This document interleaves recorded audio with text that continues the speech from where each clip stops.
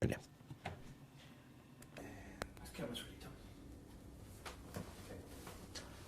Andrew, if you can tell me just a little bit more what happened in those years while Vanessa was growing up. So as I mentioned, she went to Sydney High and she was very happy there. She had a good group of friends and she did extremely well at school. And also she was such a keen rider that she spent quite a bit of time with her horse as well, and that was in a lovely rural atmosphere. And in every way she was a very happy, outgoing girl and very cheerful. And then when she was about 16-year-old, she was starting to get very bad headaches, and it had to be taken seriously because it was not just a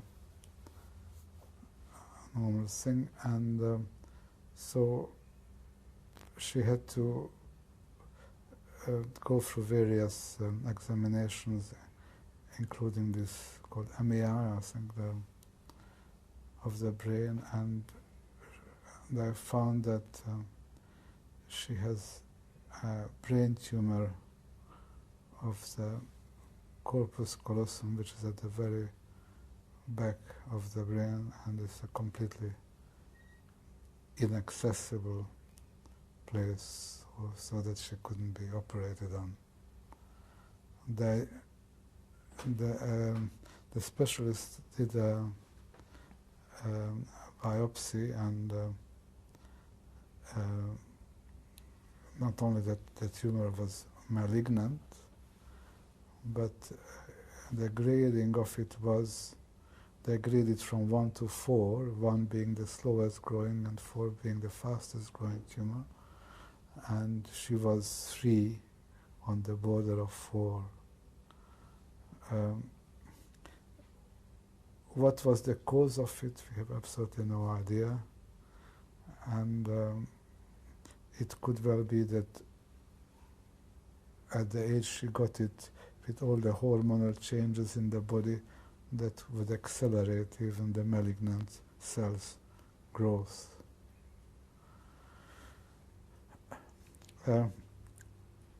So we were faced by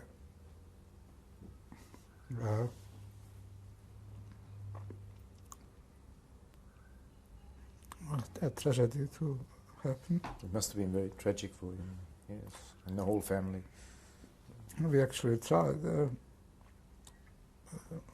lots of things. We went to see various professors, not only of oncology, but also of immunology, and got in touch with a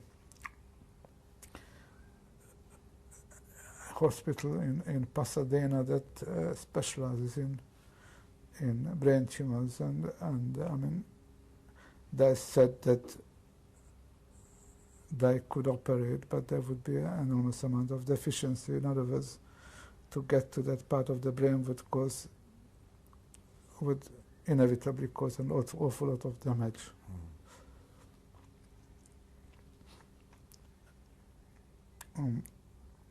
We didn't think that that the prospect of her being a vegetable or being physically incapacitated for the rest of her life would be the kind of life that she would want to live.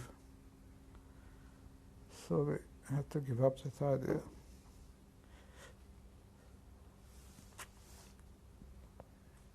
And we kept her at home.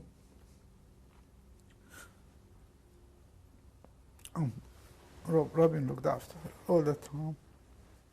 And we had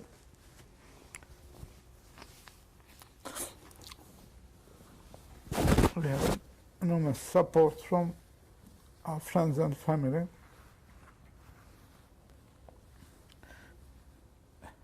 Especially one person in the street who who herself was facing at that time a marriage breakdown and had 4 children to look after and was working at the same time. Practically every day she was a wonderful cook, and every day practically she would bring us food, beautifully prepared food for the last few weeks, so that we don't have to spend our time shopping and cooking.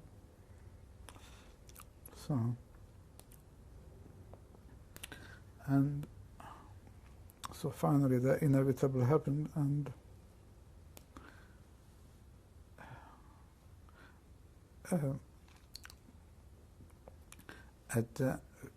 at her funeral they had her riding friends were allowed to bring their horses in, and they had a guard of honor, and her best friend let her horse in without a rider. And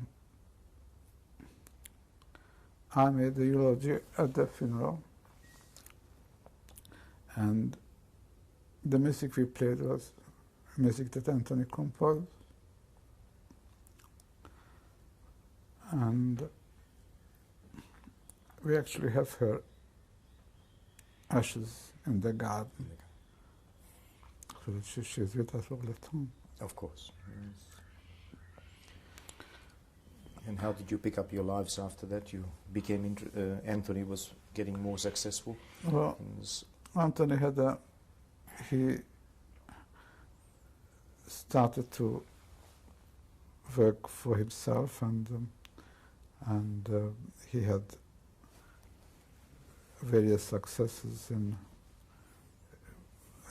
composing music for films and also for dance. Graham Watson, with whom Anthony was in, Anthony was 9-year-old, in the original production of Poppy at the Drama Theatre, and there's another season of the Theatre Royal.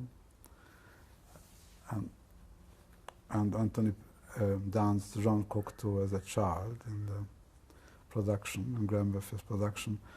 Graham Watson was Raymond Radiger, Jean Cocteau's friend, in that performance, and he became an outstanding choreographer himself. And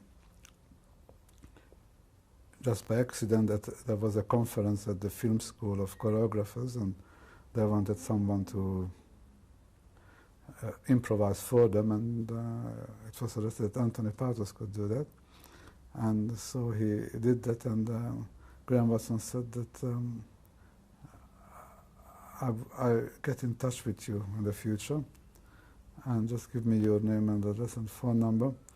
And Anthony didn't hear for 6 months from him, so he thought that it was just a hollow offer. But from then on, they've been working ever since, and practically every production that he has done, he involved Anthony, not only at the Extra Dance Company, but also at the Queensland Ballet. And you're also interested in art and other activities? Well, we are both interested very much in music and dance, and also theatre.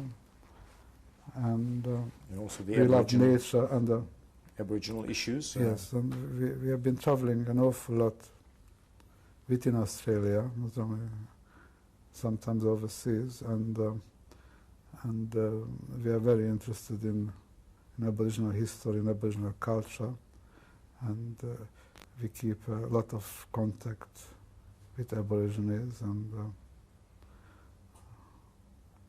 but also we love nature, and that's one of the reasons that we live where we live, because of the lovely water views and trees and rocks all around us. And I still work on a more or less part-time basis, because partly the type of business I'm doing in textiles has slowed down a lot, mainly through the government's policy on tariffs, and that a lot of very well-made imported garments come to the country, so the local production is very restricted. And also partly because I don't want to work so much. I want to enjoy as much of the life as one can, because Well, you have a lot of interests, so you never know how short life is, as we all know. Yes. So that is really a very interesting life story that you told me, and what I think we'll do is we'll bring the family. Shall I ask them in? Yes, we can, yes. Yeah. Okay, camera's ready. Andrew, would you like to introduce your family? Yes, it's my wife Robin, my son Anthony, and Chloe, actually was Vanessa's dog. Vanessa always wanted to have a dog, and when she became ill, she saw Chloe as a puppy, and she asked whether she could have Chloe, and we couldn't say no. Of course.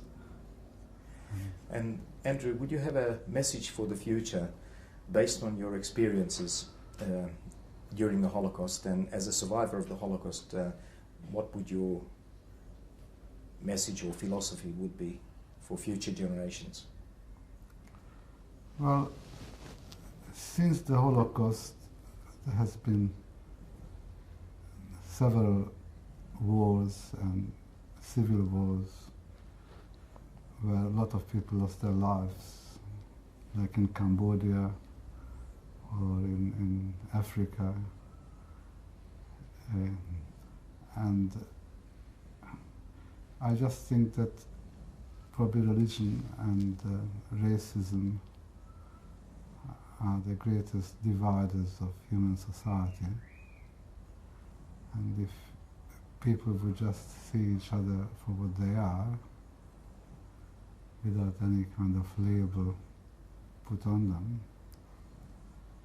and they would probably accept each other much easier and live with each other instead of kill each other. I think that's very true. That's very good philosophy. And Robin, would you like to add to this? Well, I think the history of the Holocaust should remain in future generations' minds as an ever-present warning that such a terrible thing can happen at any time, and that it's perpetrated by very ordinary people. And even though we don't want to remember unpleasant and terrible events, it's easier to shut it out. It has to be remembered. And I think this is the point of the oral histories being recorded, and this just has to be an ever-present knowledge that it can happen again. It will, it is, and the first signs of racism have to be dealt with. Thank you very much. And Anthony, as a young man, what do you think? What lessons would you have learned from your father's experiences?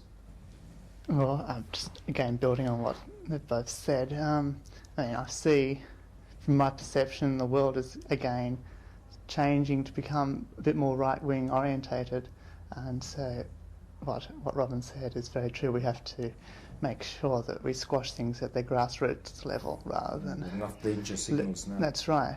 I mean, everywhere you see it. So. Well, thank you all of you Thanks. for those comments, and appreciate having the opportunity of the interview. Thank you. Thank you Thanks very very much. much. Thanks. Well, Go. Andrew, can you please explain to me about this photo?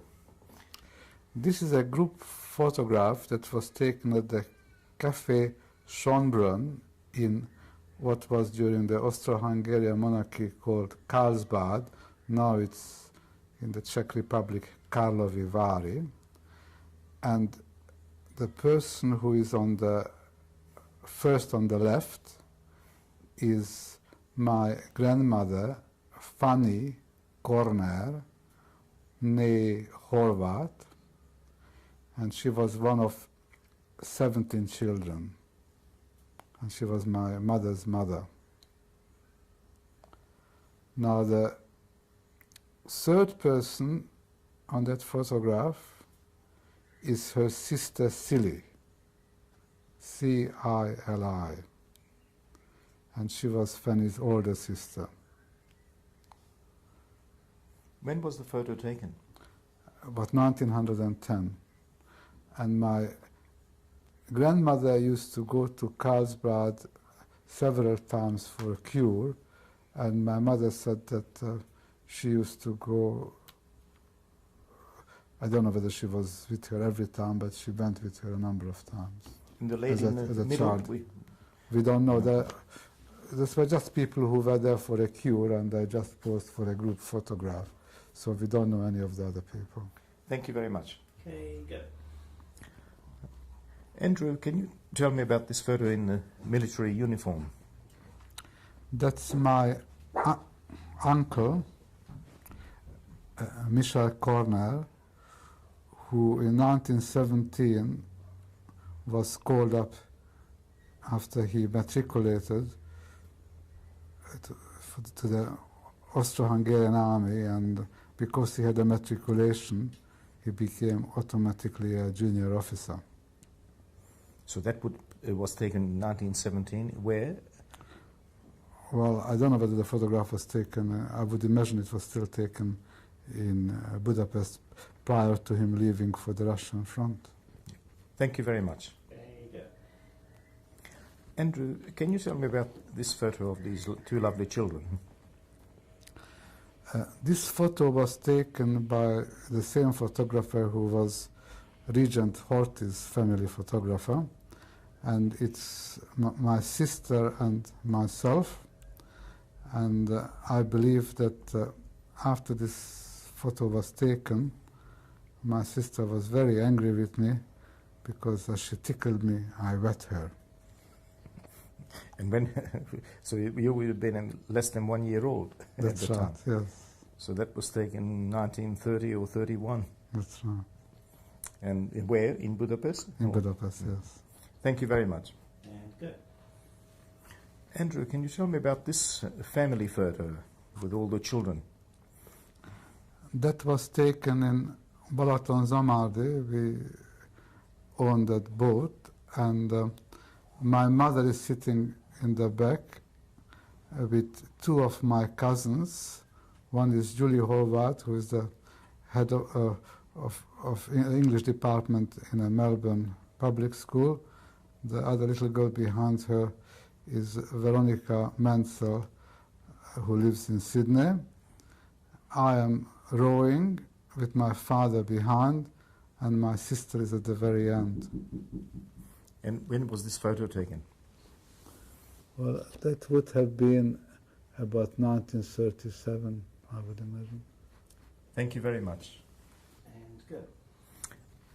Andrew, who's on that photo? It's a photo of me as a Boy Scout in the Hungarian Unitarian Scout movement. I think about a year after this photo was taken, I was chucked out from the Unitarian Scout movement because I was Jewish.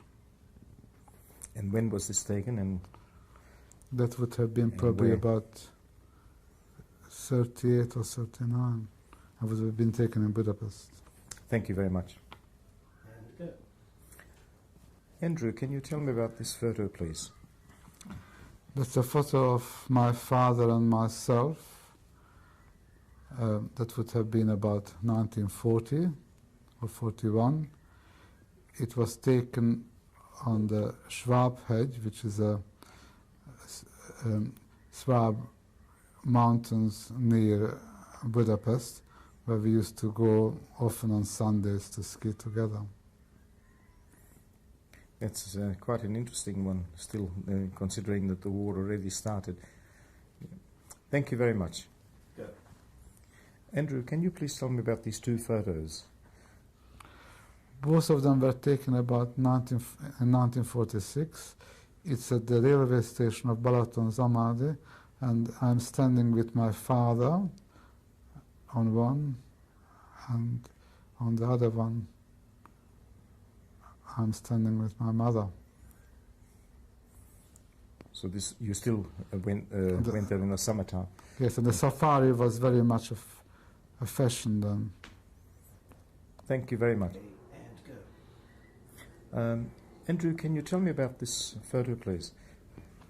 That was a passport photo that was taken in 1947 in Budapest of me.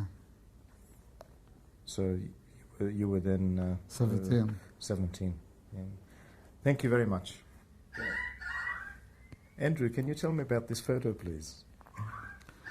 That was at our wedding on the 21st of July 1965.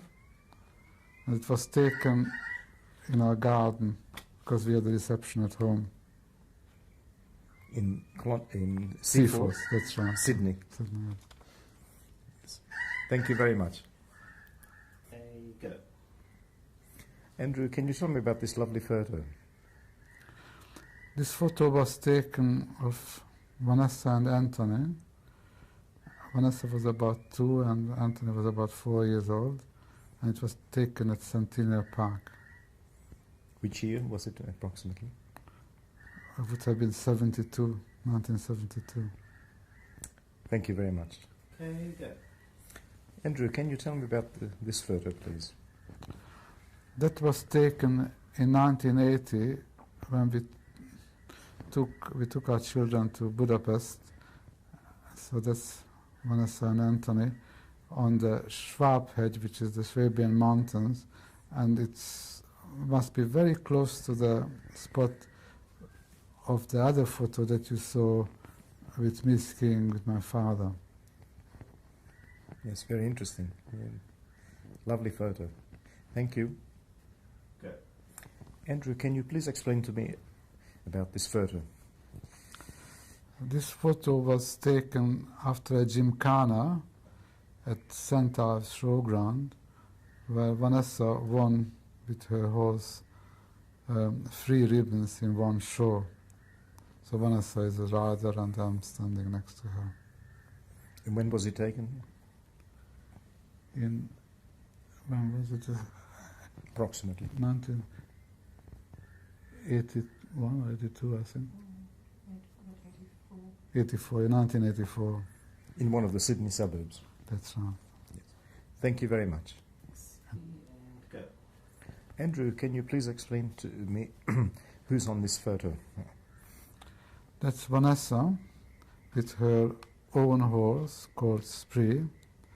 It was taken in 1986 at one of the gymkhanas.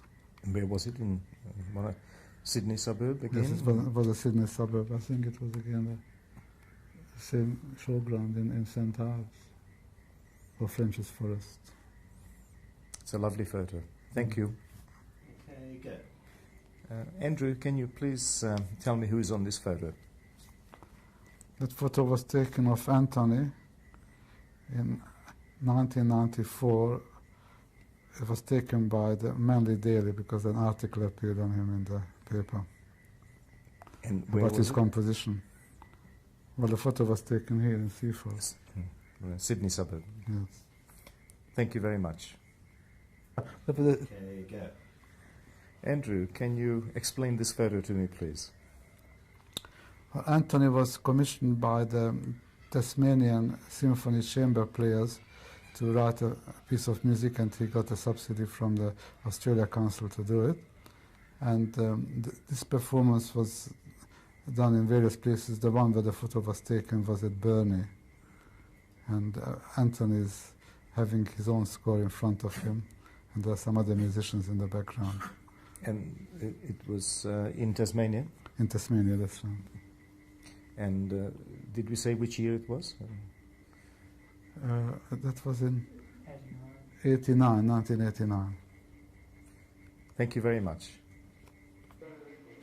Okay, that's the end of tape 5 of the interview with Andrew Partos. It's the 27th of April 1996 and we're in Sydney, Australia, and that's also the end of the whole interview.